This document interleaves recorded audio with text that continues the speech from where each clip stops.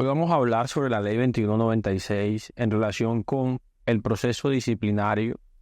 de la Policía Nacional en Colombia.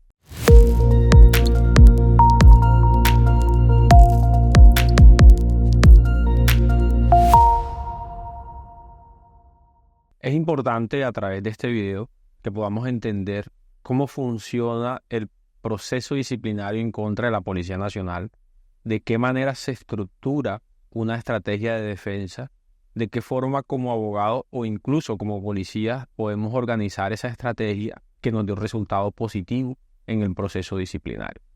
Es importante entender que una vez la queja se encuentra radicada ante la Oficina de Control Interno Disciplinario de la Policía Nacional, se pierde la posibilidad,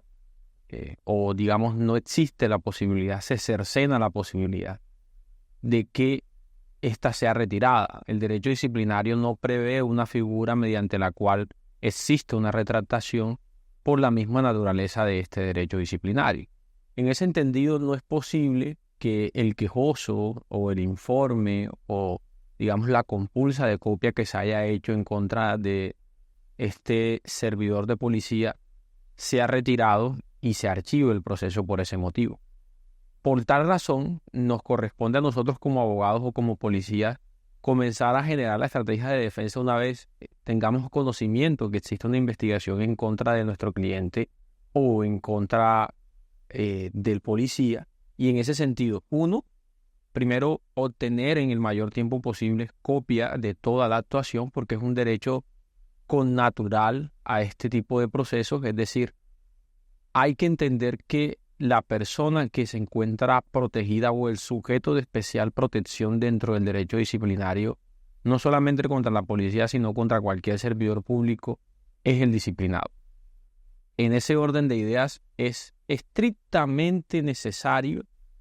que sepamos cuáles son los derechos que le asisten. Y dentro de esos derechos está el de defensa, y dentro de ese mismo derecho de defensa es conocer cuáles son los elementos, los hechos por los cuales refieren que habemos infringido o que nuestro cliente ha infringido la ley disciplinaria. Bajo ese presupuesto, ese entendido, es que vamos a comenzar a cimentar cuál es la estrategia de defensa que vamos a realizar. En palabras simples, si un ciudadano está denunciando que usted, como Policía Nacional, dejó pasar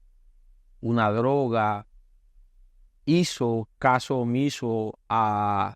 el llamado por parte de un ciudadano para que lo ayudara mediante un procedimiento en donde este estaba siendo atracado, hurtado, o cualquier situación irregular que se manifieste, que usted hizo o participó en el delito de concusión, cualquier situación irregular que se presente, y el ciudadano o otro policía o un superior le pasa un informe a la Oficina de Control Interno Disciplinario, es estrictamente necesario que usted obtenga copia de ese informe, de esa declaración. ¿Por qué? Porque a partir de ahí, y solo a partir de ahí, es que usted puede generar estrategias de defensa. Entonces, una vez que usted solicite por escrito esas copias y las tenga en su correo institucional o las tenga a través de su abogado, va a ser importante que usted identifique hecho por hecho en dónde se encuadra esa violación a la ley disciplinaria. Identificado este factor tan importante, es ahí en donde comienza el verdadero ejercicio de defensa. Y el ejercicio de defensa en el derecho disciplinario debe ser un ejercicio enfocado en las pruebas. ¿Por qué lo digo así? Porque naturalmente en este escenario y en todos los escenarios disciplinarios, la mera queja no es prueba, la prueba es la ampliación de la misma. Entonces, a usted lo van a citar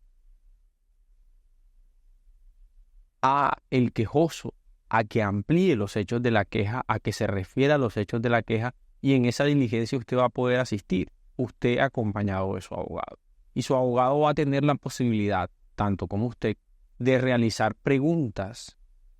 a esta persona que está presentando unos hechos relevantes disciplinariamente en contra suya. Entonces usted va a poder contrainterrogarlo, pero para poder contrainterrogarlo usted necesita tener elementos de juicio o elementos que le permitan entender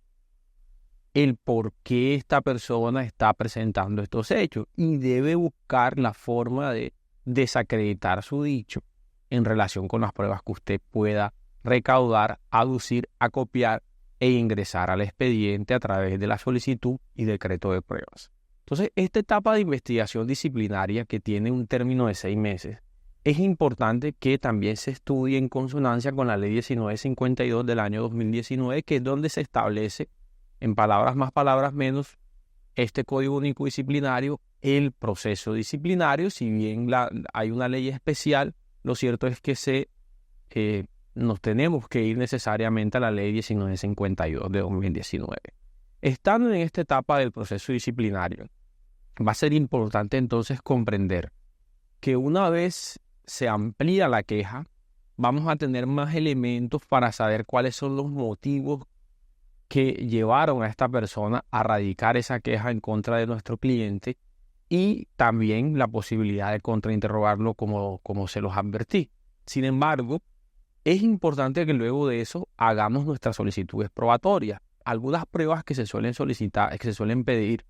o incluso decretar de oficio, son las minutas de servicio, las comunicaciones que se realicen con la central en ese momento, ¿cierto? Las consignas que se le haya dado ese día antes de realizar la patrulla.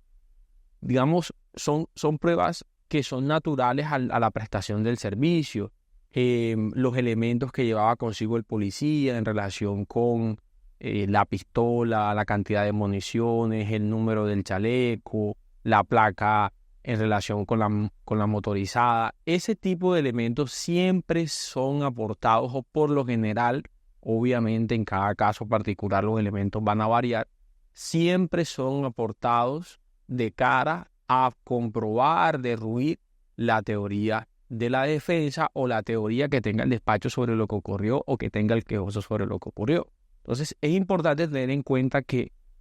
esos elementos se van a aportar, e incluso la declaración de la persona que está encargada de manejar la minuta de servicio, de qué fue lo que se dejó consignado en la minuta de servicio sobre ese hecho, si es que se dejó consignado, y las comunicaciones que se hayan tenido con los superiores en ese momento. Entonces, ya teniendo claro más o menos cuáles son las pruebas que se pueden aportar, lo cierto es que tampoco se descarta la declaración de los civiles, es decir, de las personas que pudieron estar en el lugar en el cual ocurrieron los hechos. Pero este decreto y estas solicitudes de prueba hay que hacerlas bien, hay que fundamentarlas a través de un documento en el cual se dejan consignadas prueba por prueba, y no, la recomendación es no hacerlo de manera general, sino prueba por prueba, cuál es la prueba que se solicita, por qué se solicita, por qué es pertinente, por qué es útil, y la conducencia, digamos, ya por costumbre y por disposiciones de alguna jurisprudencia se ha dicho que, bueno, no hay que argumentarla porque se entiende dentro de los medios de prueba autorizados por el código. Pero entonces va a ser importante que testigo por testigo se diga por qué es útil y por qué es pertinente, que documento por documento se deje claro en ese escrito por qué es útil y por qué es pertinente. Y una vez radicado, el despacho se va a pronunciar sobre esa solicitud probatoria que nosotros realicemos. Va a ser importante, y esto ya es como una estrategia propia, establecer un orden en el cual se decreten y se practiquen esas pruebas, porque también usted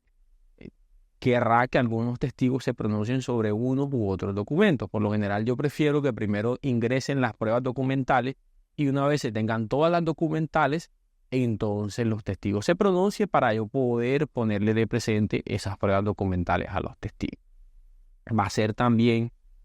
una prueba importante solicitarle a la Policía Nacional, no dentro del proceso disciplinario, sino por fuera, certificaciones de formación del policía cuando estos tienen alguna misión especial. Por ejemplo, cuando son los encargados de la seguridad de los puertos, o por ejemplo son los encargados del escáner